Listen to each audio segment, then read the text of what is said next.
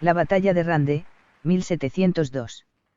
El almirante inglés se apartó del Golfo de Cádiz, y dobló el Cabo de San Vicente, con objeto de apresar la flota española que de Indias esperábamos, y que escoltada por una escuadra francesa, a las órdenes del conde de Chatillon-Renault, entró en el puerto de Vigo para evitar el encuentro con los ingleses. Historia de la Marina Real Española de Don José March y Labores.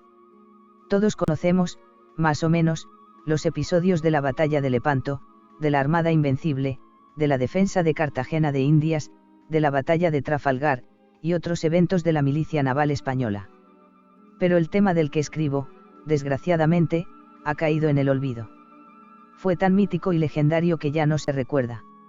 Intentaré rescatarlo del humo dormido de mi infancia, cuando escuchaba a mis mayores, especialmente a mi madre. La batalla de Rande o de Vigo, según la versión inglesa, ocurrió en el contexto de la Guerra de Sucesión de la Corona Española, tras la muerte de Carlos II, el último de los Austrias.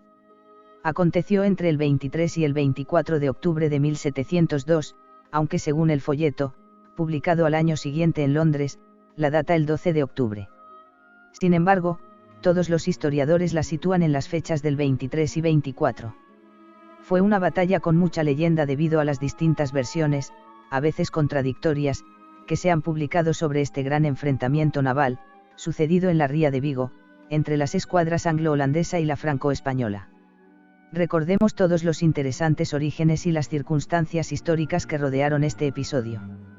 Tras la muerte de Carlos II, el cardenal Portocarrero quedó, a modo de valido o regente, como responsable del gobierno y administración de España y sus territorios continentales y transatlánticos.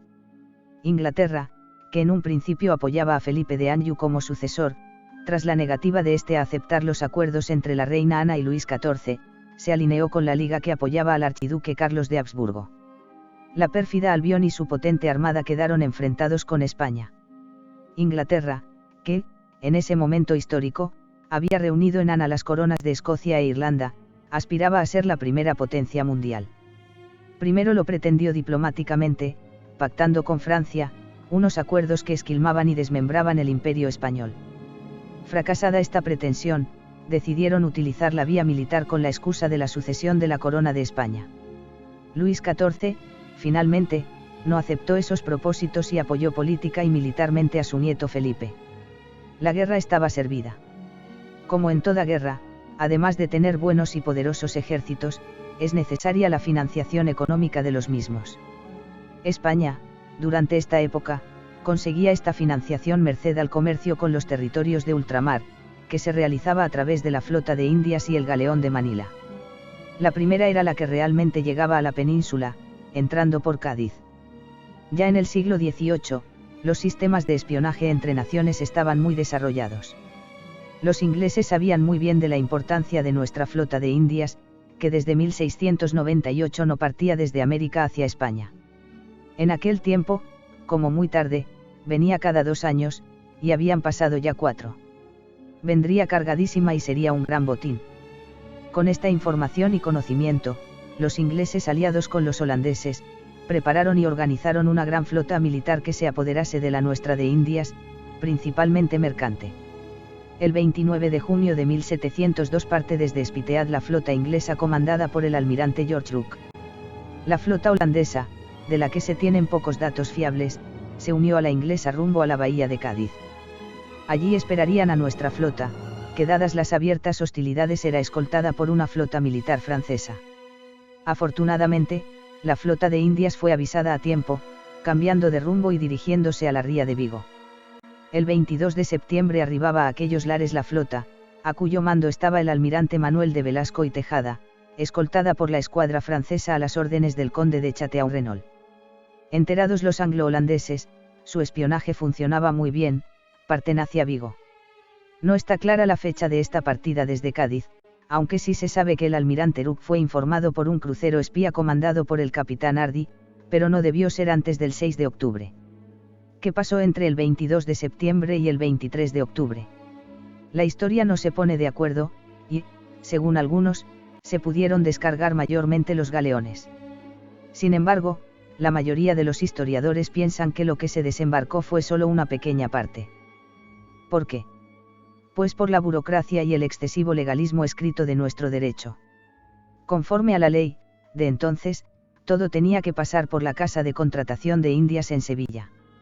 Esta rigidez burocrática, y la falta de decisión, fue lo que obstaculizó el gran desembarco. ¿Y qué sucedió, pues, con toda la mercadería, el oro y la plata? Lo cierto es que, finalmente, entre el 23 y el 24 de octubre se produce una gran batalla desigual entre la escuadra anglo-holandesa y la franco-española. Aunque los datos de la batalla no están suficiente y detalladamente contrastados, sí se sabe que las flotas se componían, aproximadamente, de 30 navíos de guerra ingleses, acompañados de unos 20 holandeses, frente a 18 franceses y 3 españoles, que acompañaban a los 13 galeones mercantes españoles. Hay historiadores que rebajan el número de holandeses a solo 10, pero los propios británicos reconocen que eran 20. Lo que es más indeterminado es el número de hombres que participaron en la contienda. Un dato medio podría ser unos 17.000 ingleses y holandeses, frente a unos 10.000 franceses y españoles.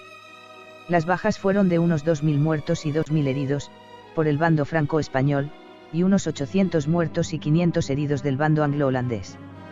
El combate no fue solo naval, sino terrestre también, pues la ría de Vigo estaba fortificada en distintos puntos de la misma. Al frente de las tropas inglesas estuvo el duque de Ormond. La victoria inglesa fue aplastante y contundente, merced a su abrumadora superioridad, si bien no consiguieron su principal objetivo, apoderarse del oro y la plata de la flota de Indias. Esto no fue posible, pues antes que se apoderase el enemigo, la flota fue incendiada y hundida por los propios españoles. La historia cuenta que solo un galeón fue apresado por los ingleses, pero cuando estaba siendo remolcado, se hundió en las Islas Cíes.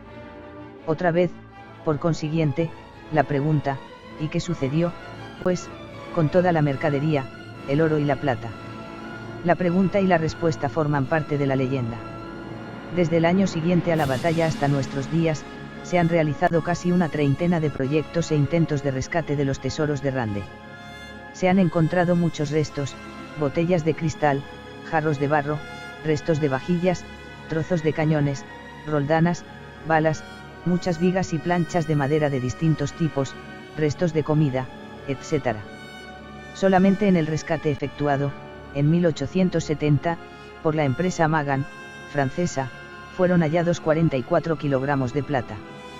El mito de esta búsqueda de las riquezas sumergidas fue tal, que Julio Verne en su libro 20.000 leguas de viaje submarino, en el capítulo 8 de la segunda parte, La Bahía de Vigo, menciona la batalla habida y cómo los tesoros financian las expediciones del Nautilus comandado por el capitán Nemo.